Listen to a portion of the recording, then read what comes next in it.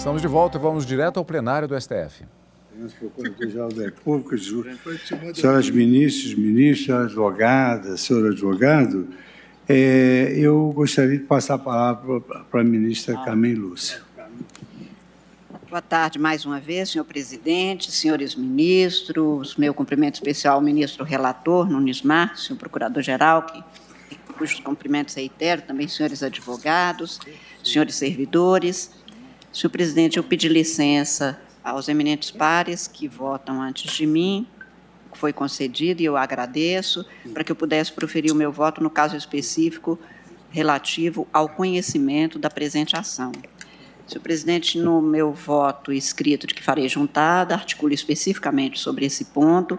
Tenho para mim que a legislação brasileira já resolveu, pelo artigo 26 da Lei 98/68, entretanto, a interpretação que foi apresentada aqui, tanto pelo voto do que depreendi bem, se bem depreendi, do ministro Alexandre e também das observações tecidas pelo ministro Gilmar Mendes, são no sentido de que a regra do não conhecimento de uma ação que se repete em todos os termos e pedidos, ainda que a causa de pedido seja em aberto, quando se declara a constitucionalidade.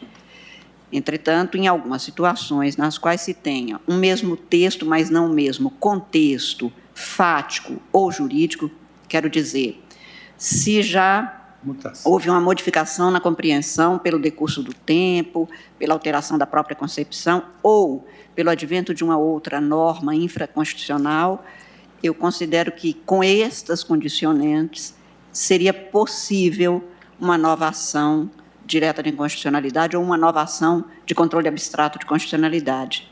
Entretanto, eu não consigo vislumbrar, neste caso, presidente, nem alteração de fato, nem alteração de direito, que possibilitasse essa via excepcional, e, por ser excepcional, ela é restritiva, vale dizer, com o cumprimento dessas condicionantes.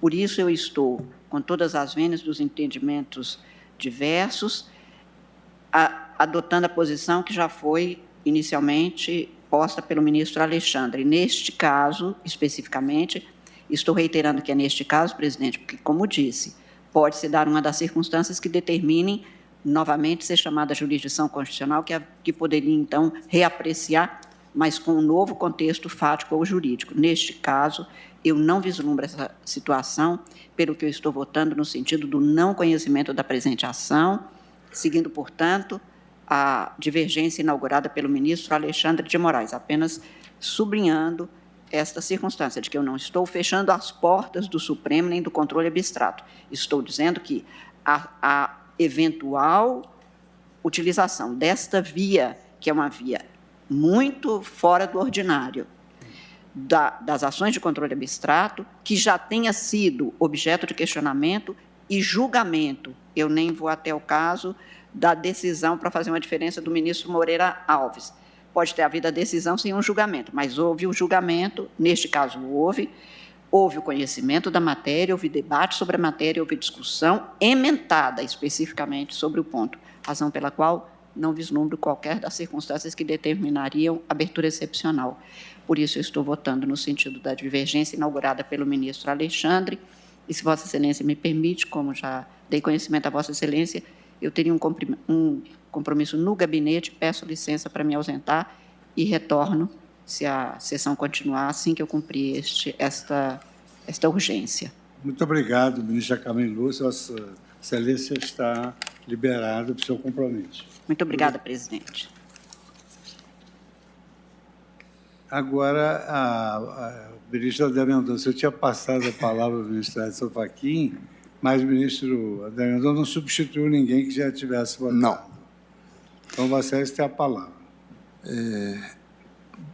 Senhor presidente, com os cumprimentos de praxe reiterados, não só a Vossa Excelência, mas aos demais ministros, querida ministra Rosa, Procurador-Geral da República e os advogados que aqui se fazem presentes, me permitam apenas, antes de adentrar na questão do voto propriamente dito, fazer o registro explícito que, à luz do artigo 132, parágrafo 2º do Regimento Interno, eu que diz o seguinte: não participarão do julgamento os ministros que não tenham assistido ao relatório e aos debates, salvo quando se derem por esclarecidos. Ainda que não tenha participado da totalidade dos debates, eu me considero deveras esclarecido assim para participar do presente julgamento. Feito esse registro, me permitam primeiro parabenizar os ministros que me antecederam nos seus votos, não só pela substância, mas também pela pertinência dos debates aqui trazidos. Ministro Alexandre, ministro Barroso, nosso relator, ministro Nunes Marques. E, dentro desse contexto, se tornou, até porque muito bem suscitado por Sua Excelência o ministro Alexandre de Moraes, indispensável, ainda que de forma breve, um pronunciamento sobre a questão processual por ele trazida, de não conhecimento da presente ação em função da natureza dúplice do prévio julgamento, já por este Supremo Tribunal Federal, da matéria em questão. E me permita divergir de Sua Excelência, o ministro Alexandre, neste ponto específico, ainda que, é importante enfatizar, com total aderência à tese. Então, a premissa maior eu considero perfeita, muito bem colocada e importante que ela seja respeitada para a própria segurança jurídica de tudo o que se faz e o que se decide, principalmente no âmbito de uma corte constitucional. Talvez premido por estar amarrado à tese de mérito, e somente por isso, por entender, à luz da minha tese, que não se trata de detração, ou de subtração, ou de cômputo simultâneo, eu deixo, nessa circunstância específica, de me filiar e aderir à brilhante tese sustentada pelo ministro Alexandre, justificando de modo específico. Se não estou equivocado, o ponto central, ou talvez o mais explícito, que justificou e fundamentou a tese do ministro Alexandre, foi o item 13 da ementa, que diz, na sua parte destacada do voto de Sua Excelência, vencido o relator em parte mínima, naquilo em que, em interpretação conforme a Constituição, admitia a subtração do prazo de 8 anos de inelegibilidade. Então, o entendimento, na minha modesta leitura, é que a questão decidida foi sobre a subtração do prazo, que, penso, foi a tese trazida pelo eminente relator na sua decisão. A minha tese, ao superar a questão preliminar de não conhecimento, ela parte de pressupostos distintos, me alinhando, em verdade, a tese já definida, mas trazendo interpretações a partir da própria tese definida, que rejeitou a subtração do prazo, ou a detração, mas que também considerou outros aspectos que, na minha visão, não foram ali tratados. E, então, eu trago um voto, eu não vou lê-lo na sua totalidade, mas, em alguns aspectos, trago o seu conteúdo.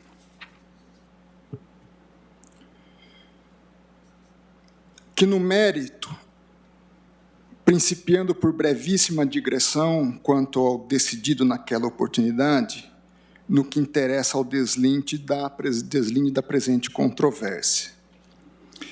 Nesse sentido, como é do amplo conhecimento, ao apreciar a ADI 4578 e as ADCs de números 29 e 30, esta Suprema Corte declarou a constitucionalidade das alterações legislativas trazidas pela Lei Complementar 135 de 2010. A disciplina das hipóteses da inelegibilidade prevista no artigo 14, parágrafo 9º da Constituição. Naquela oportunidade, Sua Excelência, o eminente relator, hoje presidente do Supremo Tribunal Federal, ministro Luiz Fux, apontou as 3 questões que deveriam ser respondidas no caso. Se as inelegibilidades introduzidas pela lei complementar poderiam alcançar atos ou fatos ocorridos antes da edição do mencionado diploma, se é constitucional a hipótese de inelegibilidade prevista no artigo 1º, inciso 1, a linha M da lei complementar, e, por decorrência, a própria fiscalização abstrata da constitucionalidade de todas as hipóteses de inelegibilidade. Para responder a tais indagações, o plenário examinou com percussiência a natureza jurídica das hipóteses de inelegibilidade estabelecidas em observância ao parágrafo 9º do artigo 14 da Constituição,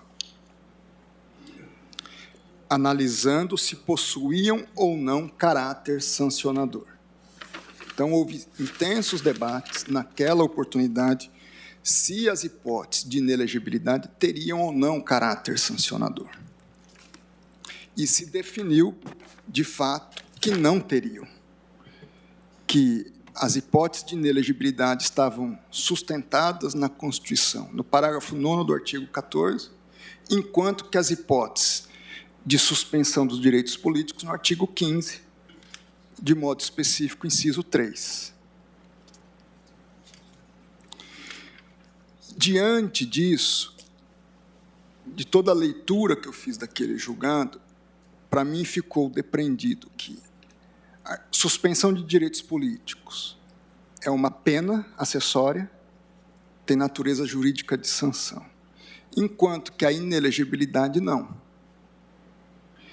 Penso eu que tem como base não só o 14, parágrafo 9º, como uma medida de boa governança pública, como também o artigo 37, caput, fundado no princípio da moralidade administrativa. Então, o escopo da lei é: a pessoa está inelegível por 8 anos, por quê? Para fins de boa governança pública e como prevenção em função do princípio da moralidade, essas pessoas, pelo prazo de 8 anos, não poderão concorrer a cargo público eletivo.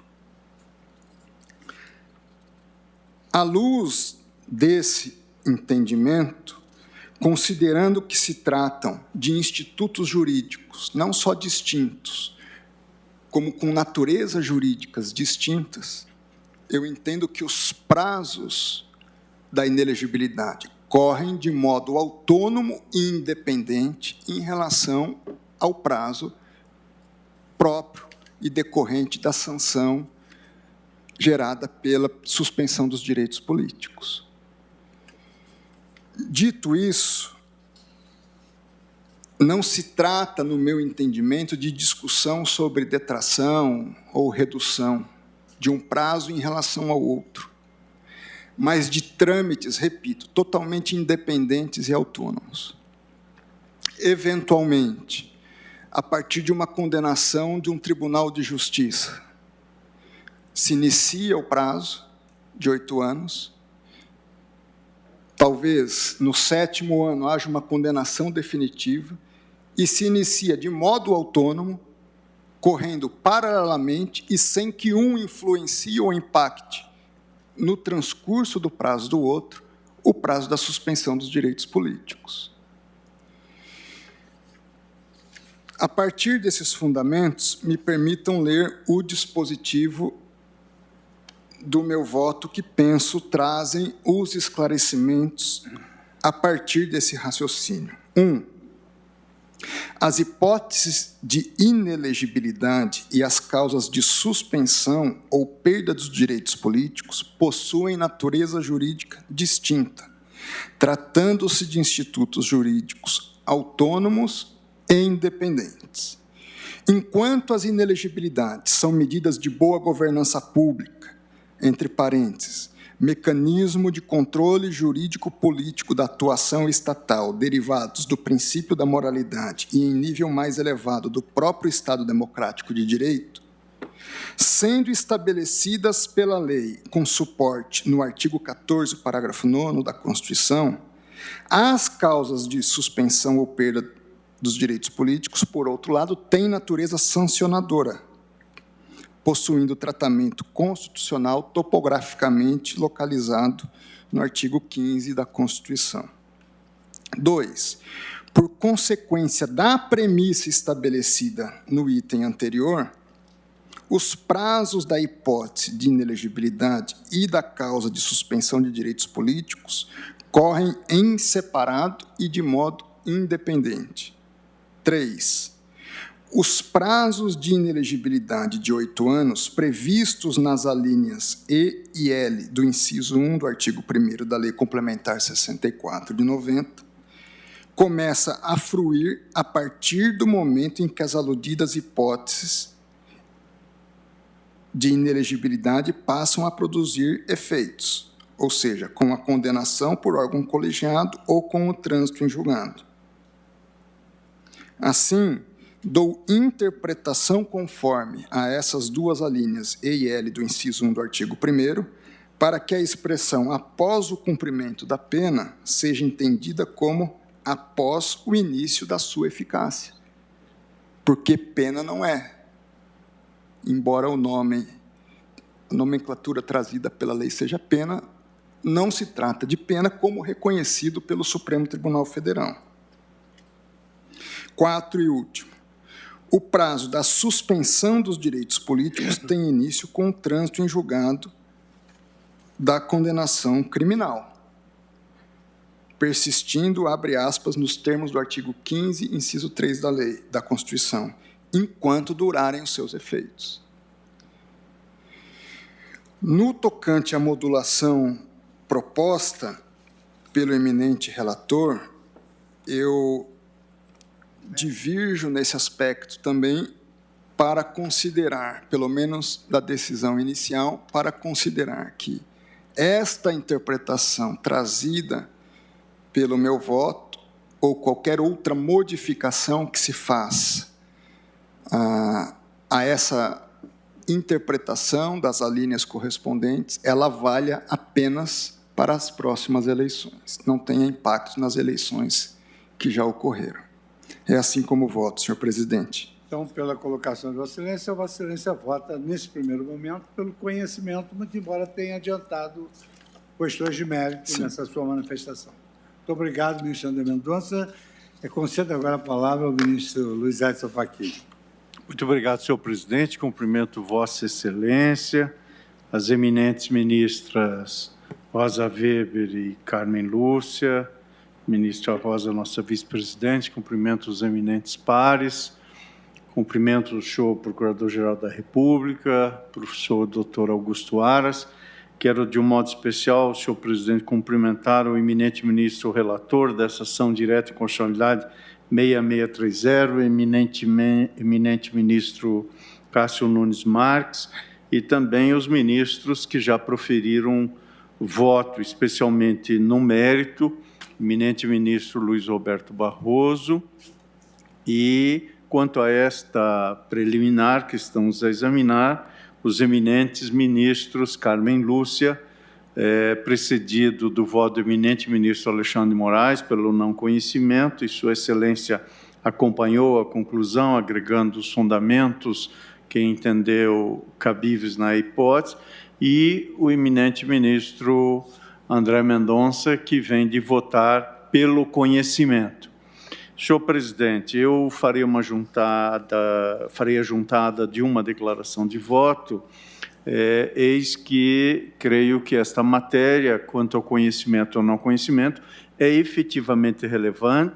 Vossa Excelência e esse colegiado bem faz destacar esse tema para apreciação, e eu estou dizendo ao final desta declaração de voto que vou juntar, que não desconheço o debate doutrinário capitaneado pelo estimado amigo, professor e ministro Luiz Roberto Barroso, acerca do cabimento de nova ação direta em face de um mesmo preceito normativo, desde que tenha sido a primeira julgada improcedente. Sua Excelência, aliás, leu nesta sessão um trecho de obra de autoria mostrando a fidedignidade acadêmica e a lealdade que é própria do eminente ministro Luiz Roberto Barroso. Sem que eu tivesse aqui feito a citação direta, mas tenho na minha declaração de voto o reconhecimento de que há efetivamente um debate importante e estou assentando, senhor presidente e eminentes pares, que, em tese, cabível a ação para discutir eventual inconstitucionalidade de lei que tenha sido anteriormente julgada constitucional, não me parece deva ser tout court rechaçada, ou seja, essa possibilidade, ela, em tese, no plano dos princípios, se faz presente, mas como também já houver assentado a minha declaração de voto, após reconhecer o debate doutrinário, também assentei que, sem que haja novos argumentos, sem que haja novos fatos, sem que se verifique mudanças formais ou informais no sentido da Constituição, sem que haja transformações na realidade que modifique o impacto os próprios fatos subjacentes à lei, não se pode conhecer de nova ação direta. Ou seja, em tese é possível, mas no caso concreto não houve alteração fática nem alteração da base normativa que autoriza o conhecimento. Por essas razões, pedindo vênia às compreensões em sentido diverso do eminente ministro relator, dos eminentes ministros Luiz Roberto Barroso e André Mendonça, eu estou acompanhando a divergência inaugurada pelo eminente ministro Alexandre de Moraes, no que já foi acompanhado pela eminente ministra Carmen Lúcia, e também voto pelo não conhecimento desta ação direta de inconstitucionalidade. É como voto, presidente. Muito obrigado, ministro Luiz Edson Fachin. Passo agora a palavra à Sua Excelência a ministra Rosa Weber.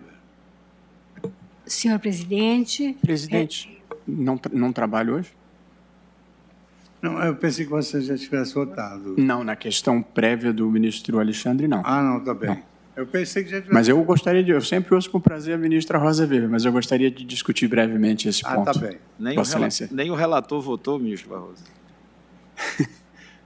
Não, mas é engraçado. Não. Aqui Não, é que quando se não, peraí, vota você no lê- mérito, Parece-me que a ambos ação já votaram foi o mérito. conhecida, Pelo né? conhecimento. Porque essa questão não havia sido suscitada. Não, Vossa Excelência, aqui já tinha votado na questão- resenha da ata da sessão anterior. Não, é que a questão foi destacada, é uma questão nova, sobre a qual eu não havia me manifestado e queria falar brevemente, mas Tá bom. muito brevemente. Também tem o maior prazer em ouvi-lo. Presidente. É porque quem vai no mérito já passou pela Não, é porque, admissibilidade. veja, O voto foi conjunto. é Mas a verdade. questão é destacou nova, sem dúvida. A presunção é razoável, de quem votou no mérito e entendeu Que é que cabia. admissível.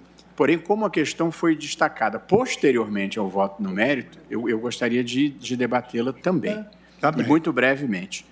Eu penso, presidente, pedindo todas as vênias ao ministro Alexandre de Moraes e à ministra Carmen, que já o acompanhou, e ao ministro Fachin, que o cabimento ou não de uma ação é aferido mediante uma pergunta em tese. Saber se cabe ou não ação direta de inconstitucionalidade, tendo por objeto uma norma que anteriormente já tenha sido declarada constitucional pelo Supremo. A resposta a essa pergunta, com todas as vênias dos entendimentos contrários, é positiva. Acho que é positiva e acho que nós temos precedentes nessa linha, de que após o reconhecimento da constitucionalidade, supervenientemente se entendeu pela inconstitucionalidade.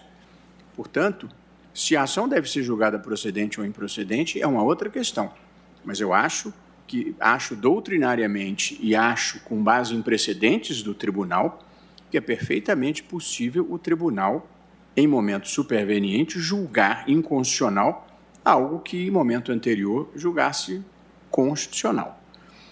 Acho que isso se deve a situações de mudança no quadro fático, mudanças na percepção do direito e mudança na própria legislação. Mas saber se ocorreu um desses fatos é mérito, a meu ver, e não preliminar de mérito quanto ao cabimento ou não da ação.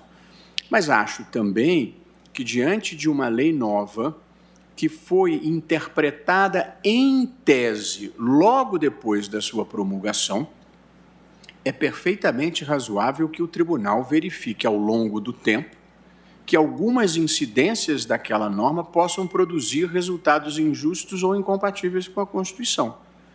E, portanto, é possível revisitar a matéria.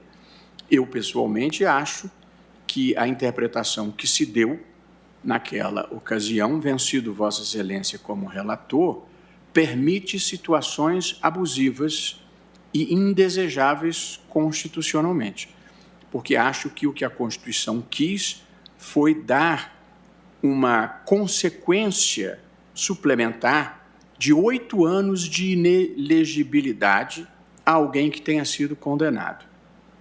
Mas a lei não previu nem contemplou o hiato que pode passar entre a condenação por órgão colegiado e o efetivo cumprimento da pena, que no Brasil, num país em que, infelizmente, o prazo médio de duração dos processos é de 5 anos na fase de conhecimento, e, portanto, se nós adotarmos a média de 5 anos, nós estamos falando que uma pessoa que tenha sido condenada a 1 ano e o processo leve 5 anos para transitar em julgado, 5 mais 1, 6, e mais 8, ficará 14 anos impossibilitada de concorrer.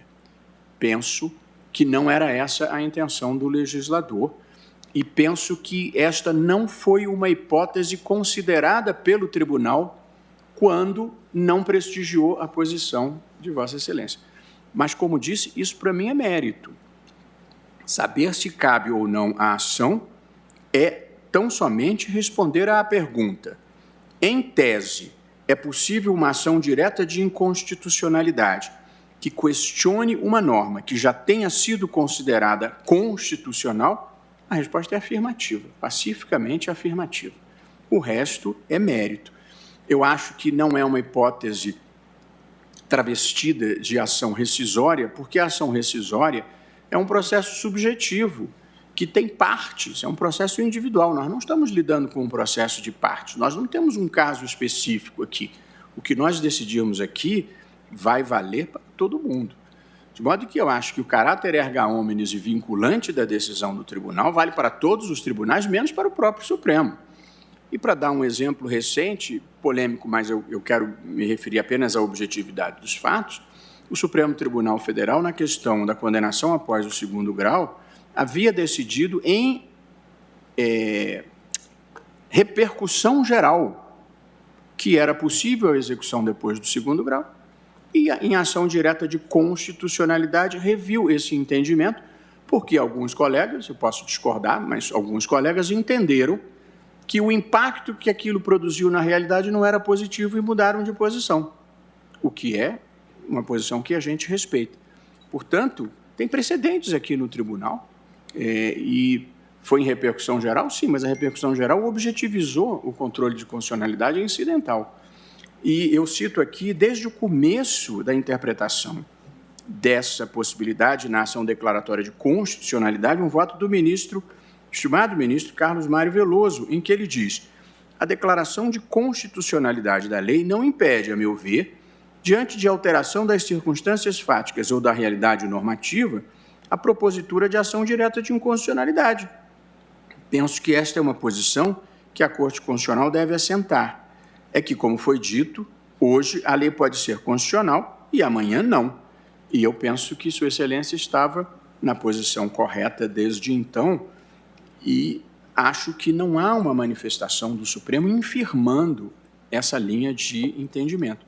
Portanto, se houve ou não uma mudança na percepção do direito suficiente para levar à mudança do entendimento, na minha visão, é uma questão de mérito.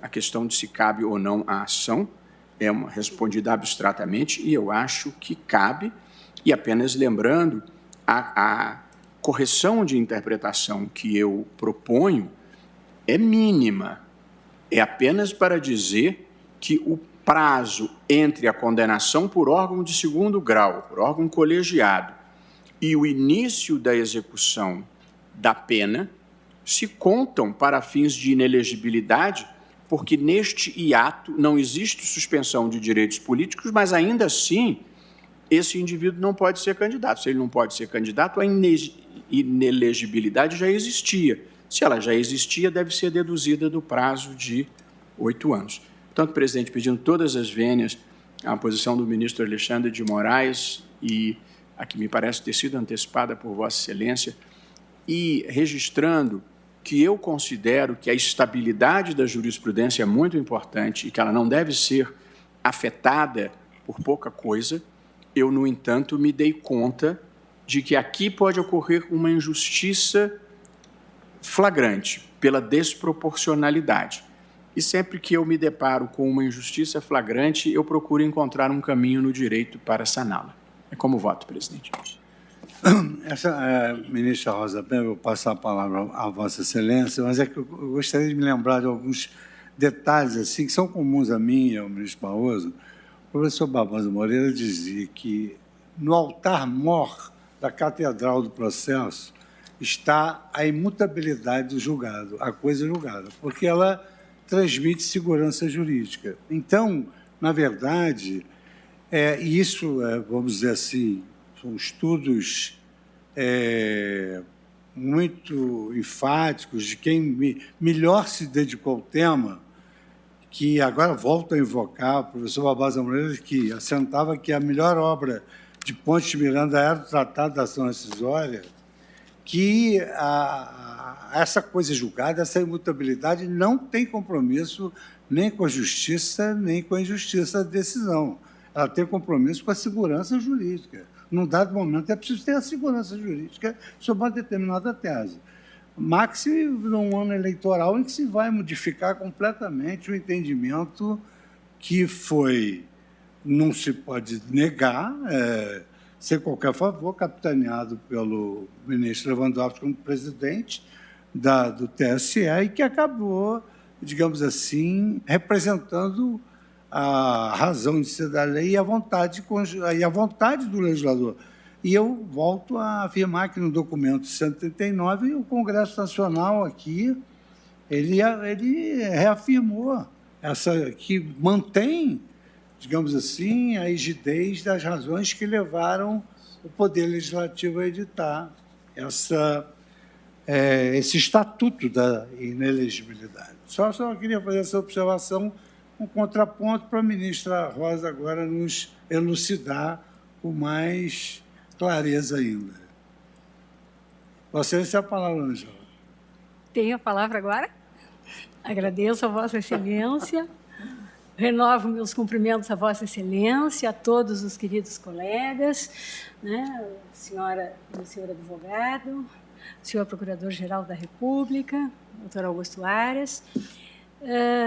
Senhor presidente, eu comentava com o ministro Luiz Roberto, antes da reabertura da sessão, que é muito difícil votar depois de Sua Excelência, porque ele é extremamente persuasivo.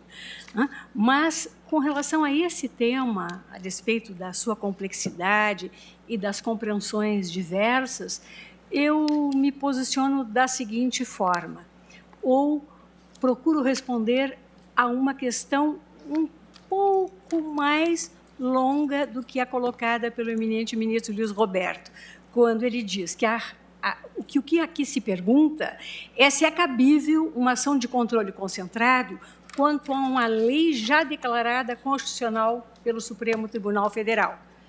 E eu agrego, desde que atendidos determinados condicionantes, é cabível, sim, mas desde que atendidos algumas condições, que seriam, como Sua Excelência bem lembrou, a mudança do quadro fático, mudança do quadro normativo ou até uma mudança de percepção da própria sociedade, que enseja até o fenômeno da chamada mutação constitucional.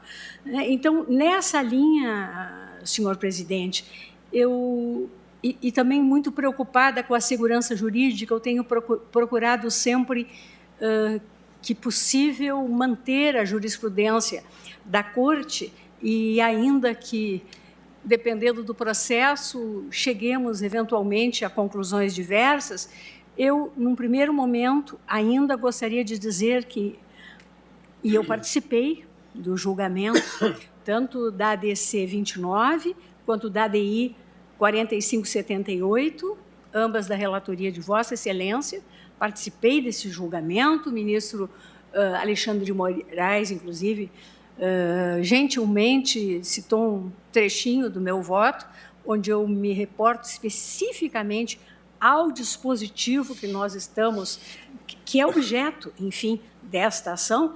Eu tenho convicção, senhor presidente, que nós apreciamos o tema diversamente do que foi, com todo respeito, sustentado pelo partido autor desta ação direta. E se a matéria já foi objeto de análise nesta ação direta da relatoria de Vossa Excelência, se ela já foi adequadamente debatida e decidida pelo plenário, eu entendo que não há espaço, com todo o respeito, para concluir pela admissibilidade de uma nova ação direta em que o tema venha a ser rediscutido, até porque é um óbice. Qual foi o sentido da Lei 9868 de 99, no seu artigo 26, a dizer que não cabe ação rescisória contra decisões em controle concentrado. Na verdade, esta ação, a meu juízo, ela, na verdade, é um sucedâneo de uma ação rescisória que é obstaculizada pelo próprio sistema normativo incidente. E, além disso, senhor presidente, eu me reporto a duas decisões específicas em que este tema especificamente foi objeto de debate. O primeiro caso é a ADI 5180, agravo regimental, sob a relatoria do ministro Dias Toffoli, decisão deste tribunal pleno, e eu colho da ementa de Sua Excelência. No julgamento da ADI 3378, relator o ministro Aires Brito, que tinha por objeto os parágrafos 1º, 2º e 3º do artigo 36 da Lei Federal 9985 de 2000, o Supremo Tribunal Federal julgou procedente a ação tão somente no tocante ao parágrafo 1º do artigo 36 do mencionado diploma legal, de modo que, dado o caráter dúplice das ações de controle concentrado, restou declarada a conformidade dos demais dispositivos legais com a Constituição Federal de 1988, dentre eles o artigo 36, parágrafo 3º, novamente impugnado na presente ação. Item 2 da ementa do ministro Toffoli.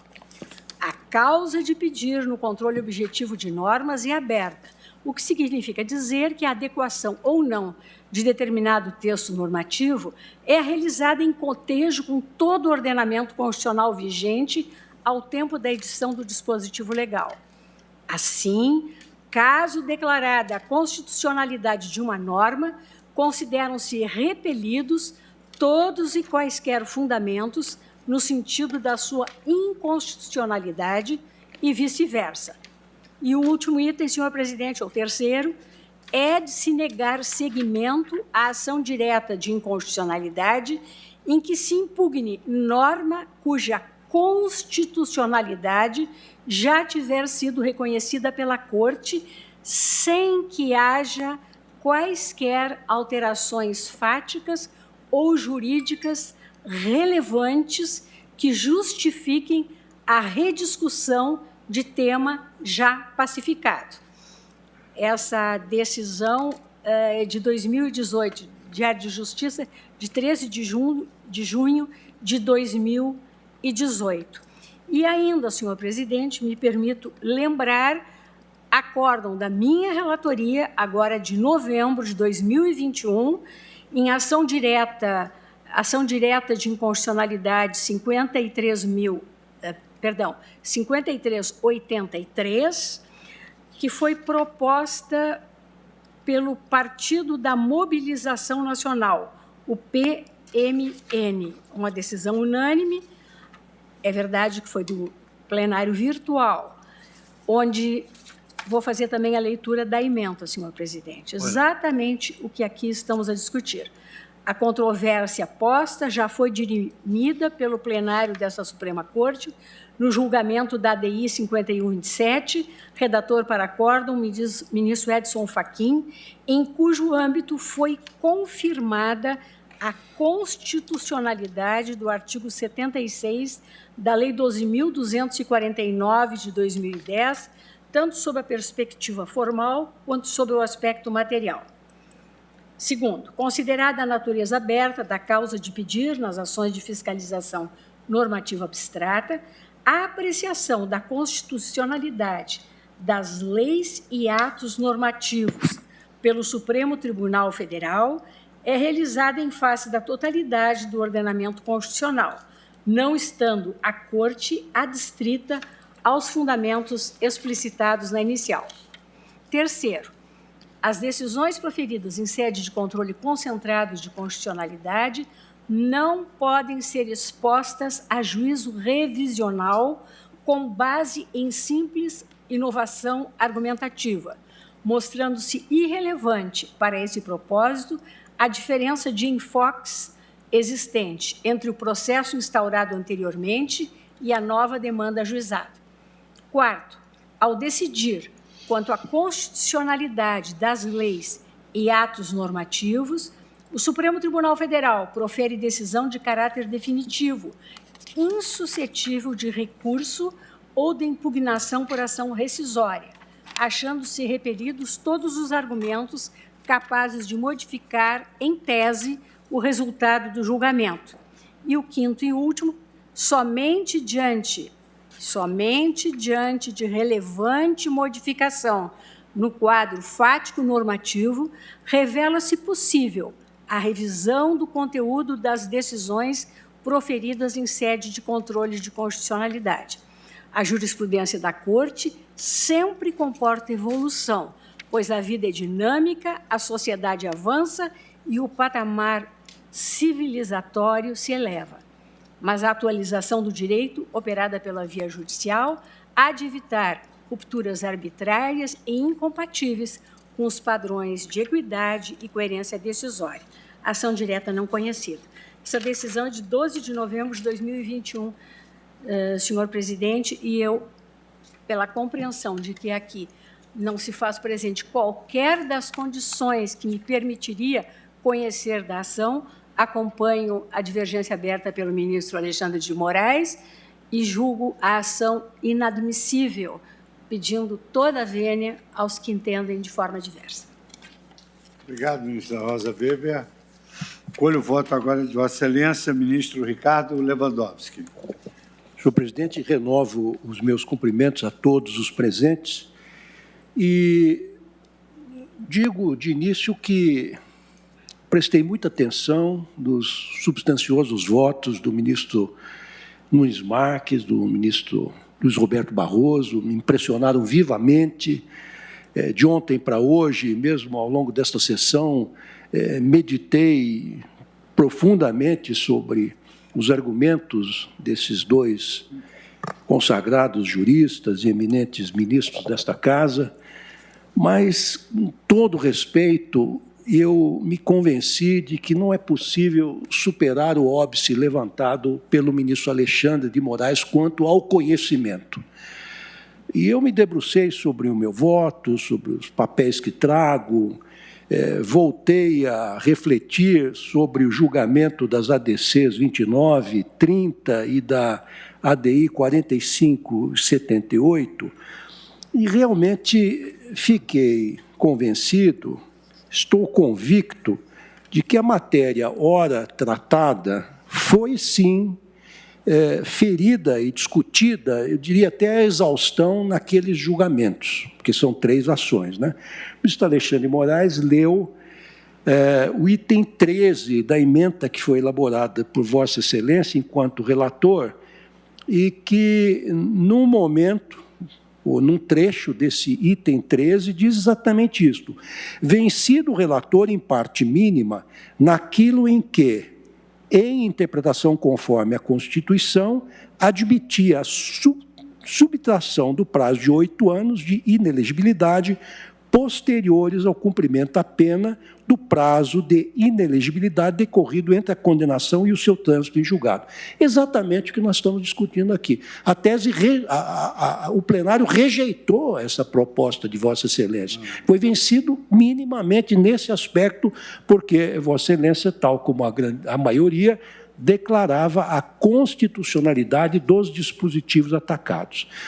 E eu, senhor presidente, de minha parte, eu também, no meu voto, eu afirmei que a lei da ficha limpa criou novas causas de inelegibilidade, mediante critérios objetivos, tendo em conta a vida pregressa do candidato, com amparo na lei 14, no artigo 14, parágrafo 9º da Constituição Federal, e faço uma série de considerações, mas o que é mais importante, peço vênia para trazer à colação a minha manifestação que fiz naqueles julgamentos, que é no seguinte sentido: ainda naquela sentada, ao analisar se a fixação do mesmo prazo de inelegibilidade, a saber, de 8 anos, para aqueles que foram condenados, absolvidos ou que renunciaram, violaria o princípio da proporcionalidade, da razoabilidade e da isonomia, não verifiquei, e disse entre aspas,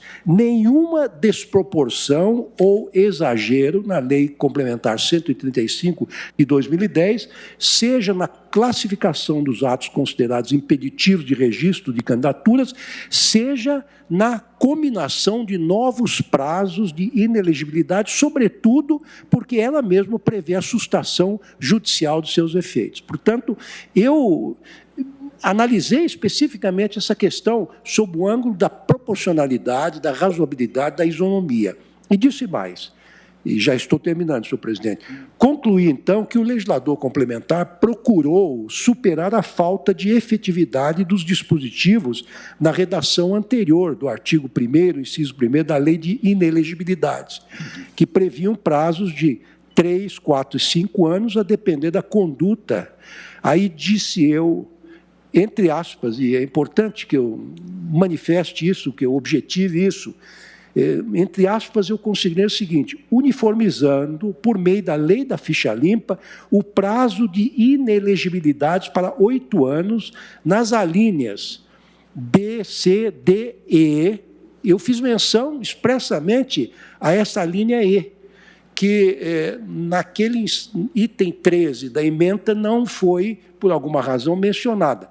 E, F, G, H, J, K, L, M, N, O, P, Q, do inciso 1º do artigo 1º da Lei Complementar 74, garantindo, assim, o mínimo de eficácia normativa aos valores constitucionais protegidos pela norma, em clara homenagem, novamente, disse eu, e estou me citando literalmente, em homenagem aos princípios da razoabilidade, da proporcionalidade e da isonomia. Então, pelo menos eu, e sei que também os demais ministros, ministra Rosa Weber e outros, se manifestaram, sim, no que tange a essa específica questão. No entanto, senhor presidente, então, já digo desde logo, acompanho a divergência aberta pelo ministro Alexandre de Moraes no sentido não conhecimento, mas, não obstante isso, eu me alinho totalmente, integralmente, aos judiciosos argumentos do ministro Gilmar Mendes e também do ministro Luiz Roberto Barroso, no sentido de dizer que, sim, a Corte tem a discricionariedade de conhecer de uma nova arguição de inconstitucionalidade, desde que, a ministra Rosa Weber colocou muito bem, haja uma alteração no contexto fático, ou uma mudança no substrato normativo, que dá sustentação ao eventual norma, uma norma contestada, e também a ministra Rosa Weber muito bem disse, e Vossa Excelência também no intervalo fez alusão ao fenômeno da mutação constitucional. Então, nessas três hipóteses, a Corte está, sim, autorizada a rever o seu entendimento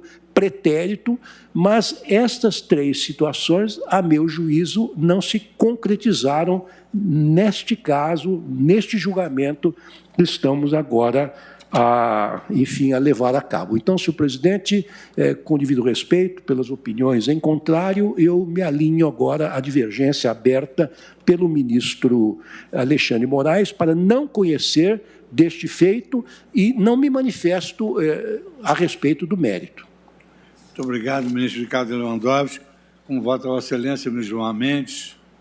Presidente, como já fiz aquela intervenção, eu vou também reiterar, lembrando que, como já foi visto, o ministro Alexandre de Moraes manifesta-se pelo não conhecimento da ação ao argumento de ser incabível a repetição de julgamento proposta na presente ação direta, que se assemelha à verdadeira ação rescisória que está impugnando ponto específico da Lei Complementar 135 de 2010, já analisado quando o julgamento das ADCs 29 e 30 e da ADIM 4578. É inegável que enfoque semelhante foi tratado no julgamento em conjunto das ADCs 29 e 30, além da ADIM 4578, nas quais Vossa Excelência propôs interpretação conforme para que, tanto na hipótese da linha E como da linha L, do mesmo inciso 1 do artigo 1º da Lei Complementar, fosse possível abater do prazo de inelegibilidade de 8 anos, posterior ao cumprimento da pena, o período de inelegibilidade já decorrido entre a condenação não definitiva e o respectivo trânsito em julgado.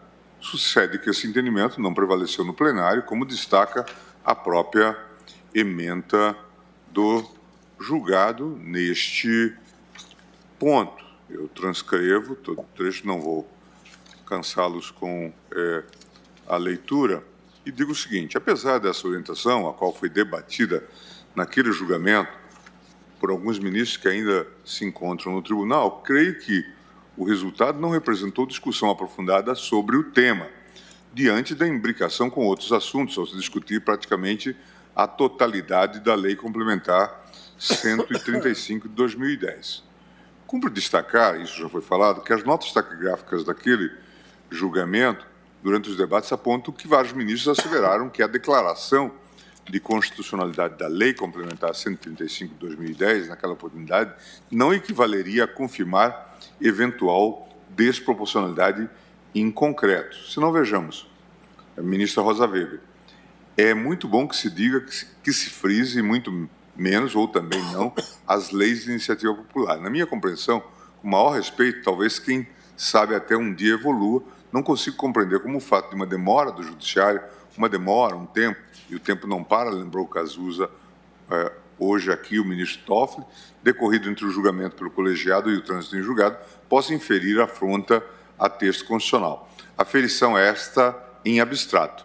Pode ser até que num caso concreto, se configure uma situação teratológica, dizia então, com vozes de médium, de pitonisa, a ministra Rosa Weber. Nós vimos depois os exemplos trazidos aí pelo ministro Barroso e também pelo ministro Cássio, das distorções que isso propicia. E o ministro Lewandowski também disse, nós cogitávamos nessa linha que a ministra Rosa Weber está falando quando estudamos o assunto exatamente de examinar caso por caso.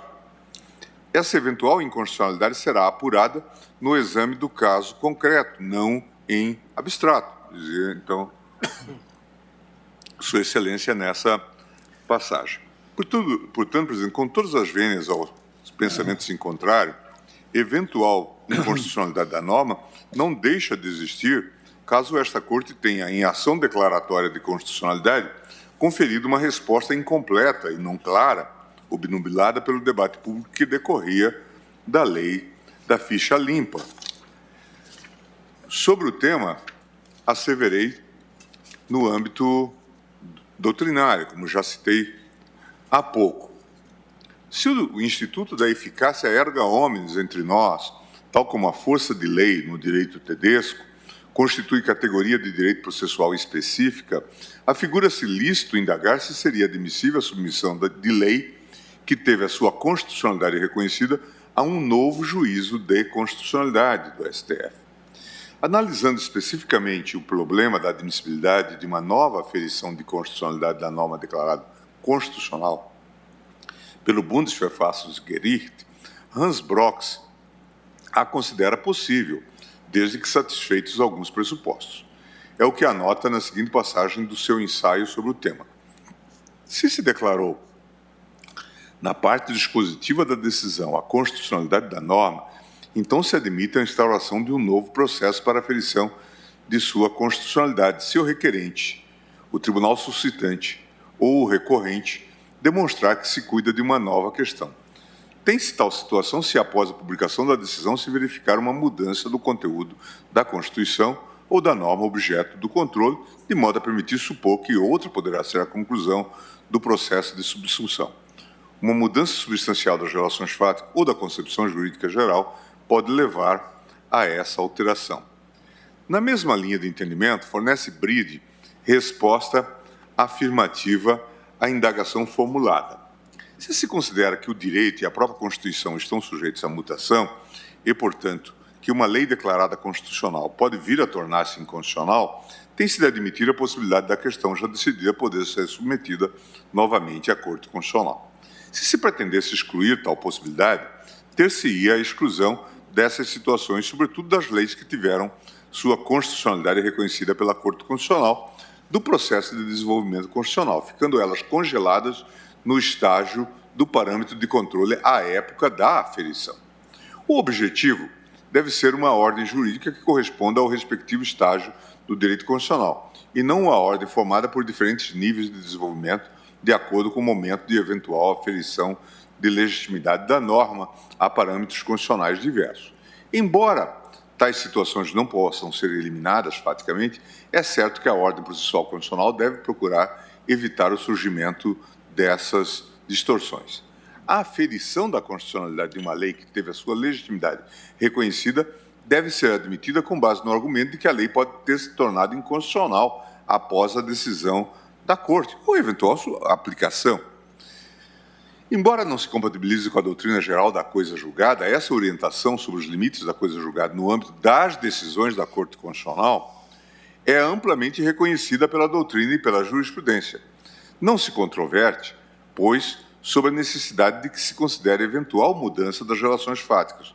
Nossos conhecimentos sobre o processo de mutação constitucional exigem, igualmente, que se admita nova aferição de constitucionalidade da lei no caso de mudança de concepção constitucional. Em síntese, dizia eu, então, nesse escrito, declarada a constitucionalidade de uma lei, ter-se-á de concluir pela inadmissibilidade que o tribunal se ocupe, uma vez mais, da aferição de sua legitimidade, salvo no caso de significativa mudança nas circunstâncias fáticas ou de relevante alteração das concepções jurídicas dominantes. Também entre nós se reconhece, tal como ensinado por Liebman, com arrimo, em Savigny, que as sentenças contêm implicitamente a cláusula rebus sic stantibus, de modo que as alterações posteriores que alterem a realidade normativa, bem como a eventual modificação da orientação jurídica sobre a matéria, podem tornar inconstitucional norma anteriormente considerada legítima, inconstitucionalidade superveniente. Daí parecer-nos plenamente legítimo, concluía eu, que se suscite perante o Supremo a inconstitucionalidade de norma já declarada constitucional em ação direta ou em ação declaratória de constitucionalidade. Na mesma linha, presidente, eu, então, prosseguia para dizer o seguinte, e chamava atenção para aquele fato que já apontei a propósito da constitucionalidade do artigo 20, parágrafo 3º da Lei 8742, a Lei de Loas, e na reclamação 4374 de minha relatoria. Como todos se lembram, inicialmente o tribunal enfrentou esta questão, a lei da Organização de Assistência Social, e declarou inicialmente que havia uma omissão. Aí veio uma lei que estabeleceu uma norma uma perspectiva muito estrita, dizendo que só se consideraria o benefício para idosos ou deficientes que tivessem uma situação tal em que a renda per capita não ultrapassasse 1/4 do salário mínimo. E certamente o legislador fez isto, se nós somos conhecedores, André, das vicissitudes da advocacia pública, para evitar, em princípio, chances de interpretações outras. E essa matéria veio ao Supremo. Com um voto divergente, salvo engano, do ministro Ilmar Galvão, o tribunal disse que era improcedente a ADIM e declarou, portanto, constitucional a lei. Passaram-se anos, essa matéria foi sofrendo alterações, muitas discussões, mas sempre que vinha a matéria ao Supremo, o Supremo concedia a reclamação para suspender as decisões contrárias. Depois, apareceram novas situações, por exemplo, o Estatuto do Idoso, que abriu uma exceção, permitindo que, no caso de pessoas casadas, que se um recebesse um dado benefício, o outro também poderia postulá-lo. Passou-se, então, a falar que houve uma evolução, ou pelo menos o início de um processo de inconstitucionalização. Num dado momento, presidente, eu fiz um levantamento das reclamações, agora nesse novo estágio, e vi que pelo menos a metade do tribunal, agora ao invés de deferir as reclamações, indeferia. Portanto, chancelando as posições contrárias à interpretação que nós tínhamos assentado. Então, eu trouxe ao plenário essa discussão em reclamação para que nós declarássemos agora a inconstitucionalidade, ainda que sem pronúncia da nulidade, para que devolvêssemos ao Congresso essa questão, a fim de que o tema fosse devidamente resolvido, né, no âmbito do Congresso, que é quem pode fixar critérios para pagamento desses benefícios. Então, eu até concluo dizendo que, diante do novo panorama que se instalou, é possível concluir que o julgamento da ADIM 1232 é representativo daqueles momentos em que uma Corte Constitucional decide, impregnada do sentimento de que, em algum momento, sua decisão certamente será revista. Uma atitude de self-restraint, que, ante uma questão constitucional tão complexa e importante, deixou no ar a impressão de que algo não estava bem. Então, e aí eu lembro o outro caso, já aqui mencionado pelo ministro Barroso, sobre o julgamento em segunda instância. E repasso, então, essas questões e digo que considero ser natural das ciências humanas, em especial das jurídicas, a abertura do intérprete e evoluir sua linha de pensamento, no momento quando se deparar com situações concretas desproporcionais, como foi demonstrado no caso, baseando-se em fatos e prognoses. Razão pela qual, com a devida vênia ao ministro Alexandre de Moraes e os que o acompanharam, entendo que não há empecilho desta ADIM ser conhecida e, por isso, assento essa divergência. Eu acredito que, se o tribunal entender por não conhecer, certamente essa matéria acabará, inclusive, pelo debate sendo devolvida ao Congresso Nacional, que sobre ela vai certamente sobre ela vai se deliberar, né? Obviamente que esse tema foi colocado já e pontuado, tendo em vista as incongruências. Mas eu gostaria de assentar esses aspectos. O modelo exatamente dúplice da ação exige a possibilidade de se ter esse desate, eventual impugnação, até porque, senão, nós transformaríamos a chamada força de lei ou a coisa julgada com eficácia erga omnes numa coisa julgada de caráter transcendente. Eu disse, de Gesetzeskraft a Verfassungskraft, de força de lei a força de Constituição. A interpretação passaria a integrar esse aspecto. E só um reparo, uma observação em relação ao que Vossa Excelência falou sobre as lições do sempre preclaro, ilustre e construtivo Barbosa Moreira, aqui a gente está diante, presidente, de uma nova teoria constitucional, de uma nova teoria do processo constitucional, que é o processo constitucional, diante de um processo objetivo. Nós não estamos falando da coisa julgada naquele modelo, e por isso que se diz que não cabe rescisória. Mas o sistema não pode ficar engessado. Mas eu já estou satisfeito de ver que, mesmo aqueles que divergem, no que diz respeito ao conhecimento, admitem a possibilidade de conhecimento da ação. Acho que isso já é relevante no contexto, porque essa é a única forma de desatar impasses no âmbito da própria jurisdição constitucional. Do contrário, nós vamos ter que ir, no ministro Alexandre, para o modelo não vinculante, que é o caso, por exemplo, da Constituição italiana, que diz que a sentença de Rigetto não tem efeito vinculante. Então, vamos ter que caminhar para isso, né? Por conta de todos os impasses. Mas, em suma, gostaria de fazer essas ponderações, tendo em vista, então, o debate que se revelou extremamente frutífero e enriquecedor. Senhor presidente, Vossa Excelência me Eu não quis interrompê-lo, mas, ministro Lewandowski, isso é só um comentário, nem interfere com o julgamento, mas não deixa de ser uma homenagem ao nosso saudoso e querido amigo Teori Zavascki. Eu mandei buscar o livro dele na biblioteca e ele tem uma passagem específica sobre o que estamos falando, e só para fazer o registro.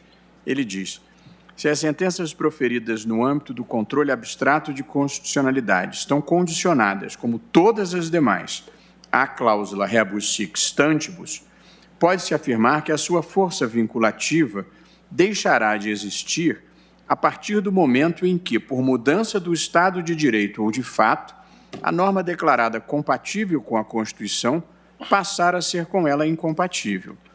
A sentença que reconhece a constitucionalidade de uma norma à luz de determinada ordem constitucional não terá força erga omnes se sobrevier mudança na Constituição.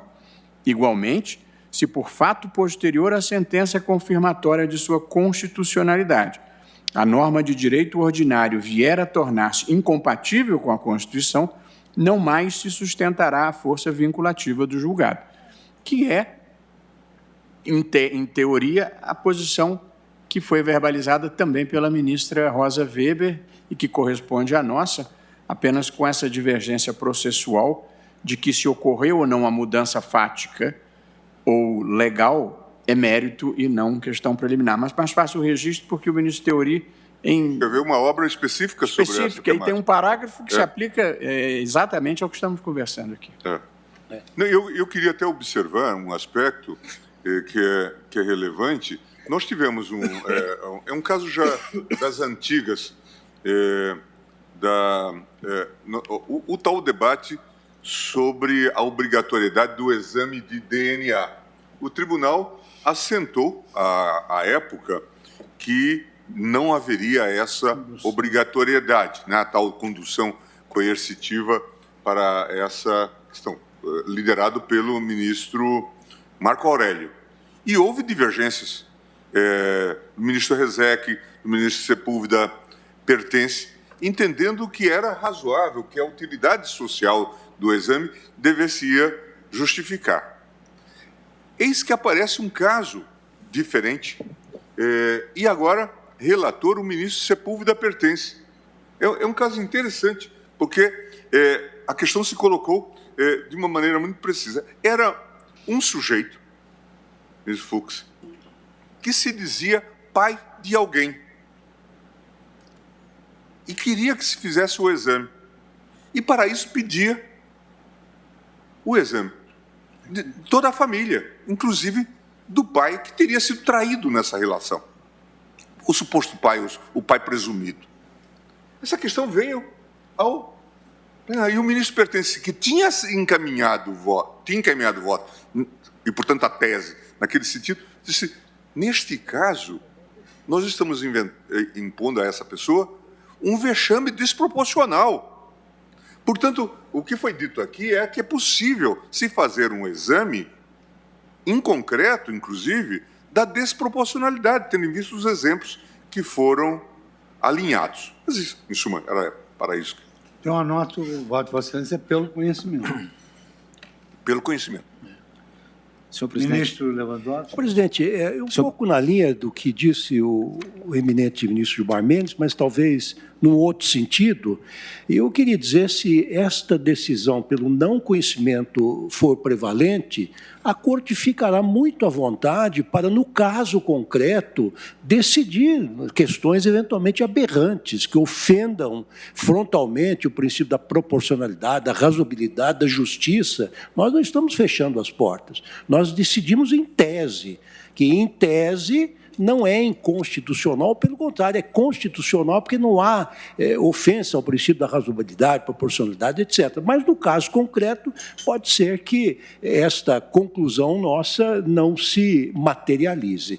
Apenas isto. Eu também, só para me justificar, eu apenas citei essa menção do professor Barbosa Moreira da imutabilidade de uma decisão judicial, principalmente uma decisão em controle de constitucionalidade, porque a lei malgrado versus o processo constitucional, ela se utiliza de um instrumento eminentemente processual, que é a ação rescisória. Então, o que a lei quis dizer com isso?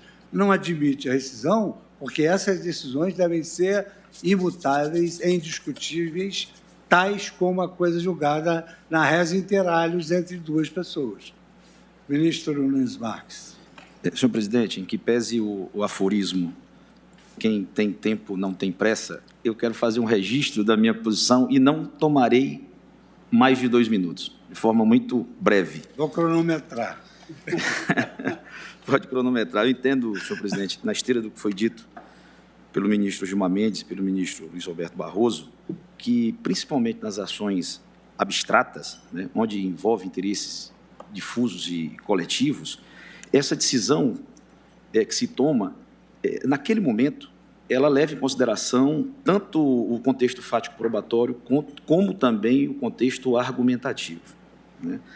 A minha preocupação, e agora não a tenho mais, como bem rematou o ministro Ricardo Lewandowski, era da impossibilidade de se universalizar a declaração de constitucionalidade, de modo que não se possa revisá-la diante de uma mudança fática, de uma mudança no contexto, inclusive, argumentativo, né?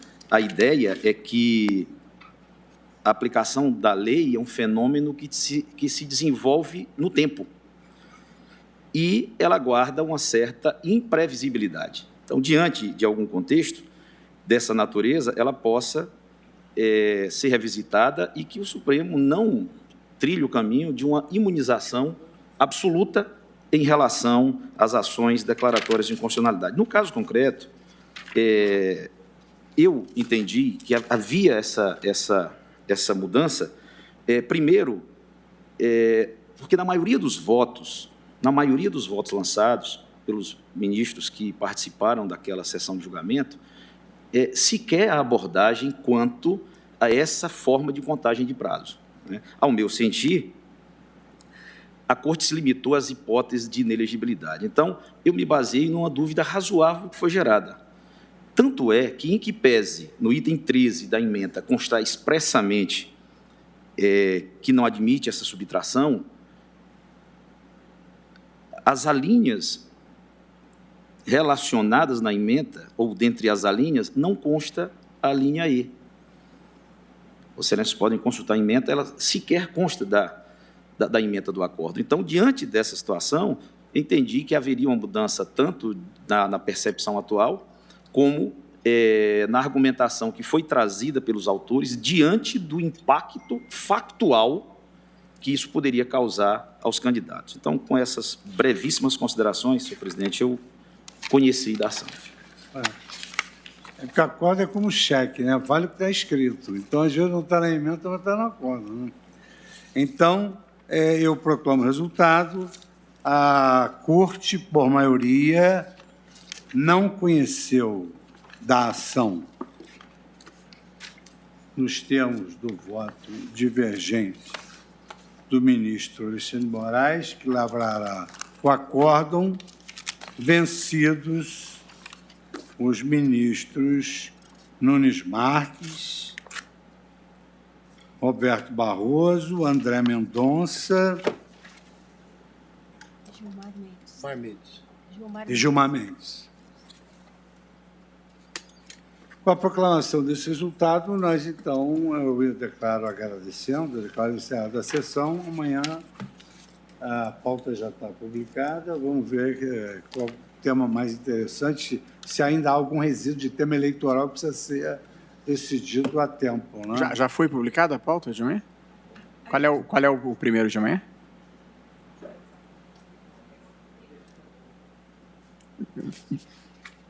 Fala no microfone, querido.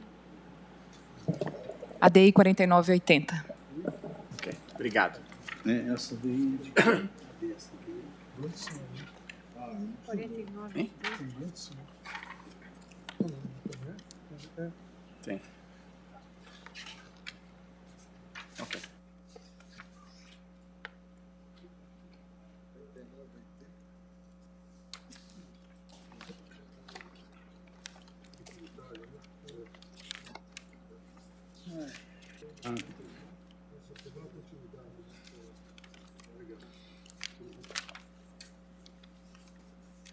Da biblioteca, tá?